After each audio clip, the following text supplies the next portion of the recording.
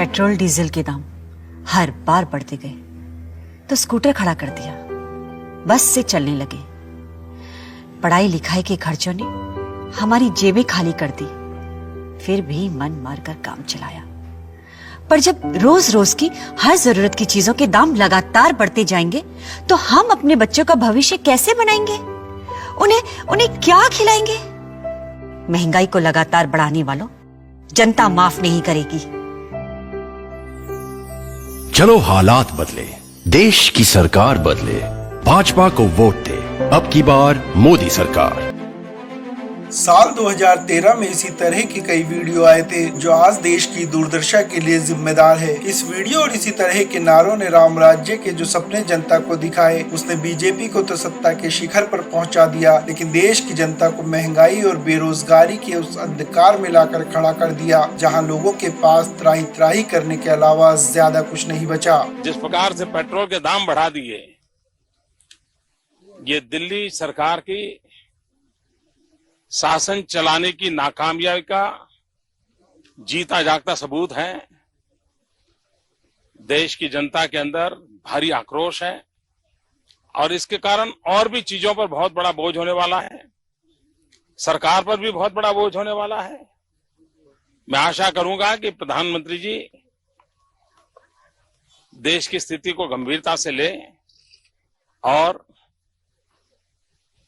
Petrol के दाम बढ़ाए हैं उसको वापस करें। पेट्रोल और डीजल की बड़ी कीमतों के जिस इंजन पर चढ़कर बीजेपी ने साल 2014 में सत्ता पाई थी, उसी पेट्रोल और डीजल की आसमान छूती कीमतों ने आज देश की भोली भाली जनता का तेल निकाल दिया। और हाँ, तेल से याद आया, खाने वाले तेल के तो कहने ही क्या, उसकी कीमतें तो आए दिन नए विश्व रिकॉर्ड बना रही है। और ऐसे में हमारे देश के परम ज्ञानी कृषि मंत्री नरेंद्र तोमर का ये बयान भी देख लो। सरसों के तेल में थोड़ी सी हल्की महंगाई है क्योंकि सरसों के तेल में सरकार ने मिलावट को बंद किया है। ये भारत सरकार का बहुत महत्वपूर्ण फैसला है। इस फैसले का फायदा देश भर के किसानों को होने वाला है जो तिलहन में काम करते हैं, सरसों में काम करते हैं।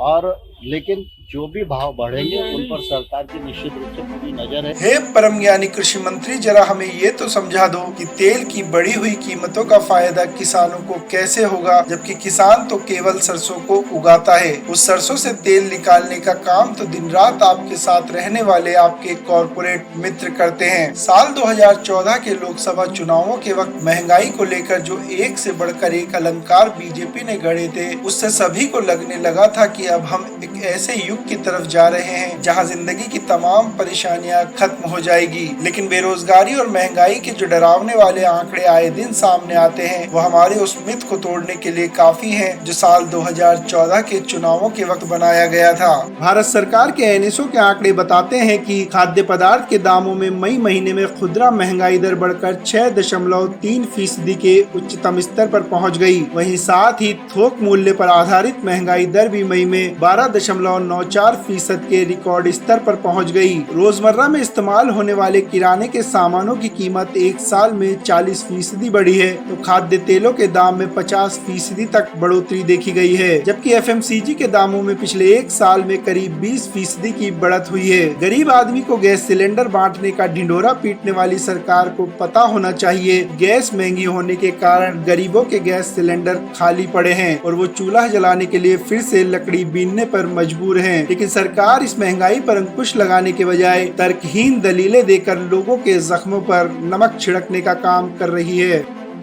फैजान नियाजी के साथ जफर इकबाल, डिजिटल डायरी।